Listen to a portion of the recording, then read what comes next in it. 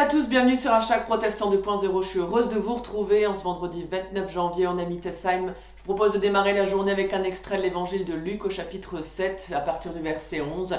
Un moment où Jésus va toucher en plein cœur les gens vers qui il va se tourner. Il nous est dit, Jésus se rendit ensuite dans une localité appelée Naïn. Ses disciples et lui une grande foule l'accompagnaient. Au moment où il approchait la porte de cette localité, on menait un mort au cimetière. C'était le fils unique d'une veuve. Un grand nombre d'habitants de l'endroit se trouvaient avec elle.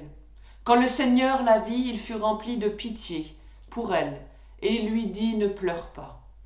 Puis il s'avança et toucha le cercueil. Les porteurs s'arrêtèrent. Jésus dit « Jeune homme, je te l'ordonne, lève-toi ». Le mort se dressa, et il se mit à parler. Jésus le rendit à sa mère. Tous furent saisis de crainte, ils louaient Dieu en disant « Un grand prophète est apparu parmi nous et aussi Dieu est venu secourir son peuple. » Et dans toute la Judée et ses environs, on apprit ce que Jésus avait fait. Voilà, cette femme avait tout perdu. Elle était veuve. Son mari s'en était allé. Et maintenant, voilà qu'elle perd son fils unique. Que peut-elle espérer encore de la vie? Sa souffrance, sa détresse sont telles qu'ils vont toucher Jésus en plein cœur. Il est bien plus qu'un prophète. Il est le Seigneur. Il est lui-même la résurrection et la vie. Il l'est en parole et en acte.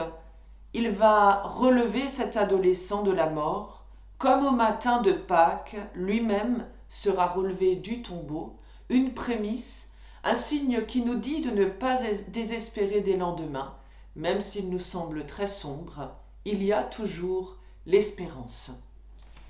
Et je vous propose la prière du jour, prière avec la communauté de Thésée. Dieu notre Père, tu veux que nous devenions une créature nouvelle dans le Christ. Tu nous promets un ciel nouveau, une terre nouvelle. Viens renouveler notre espérance. Tu nous as libérés de tous nos esclavages en nous donnant ton Fils unique. Ouvre pour nous la voie de la liberté.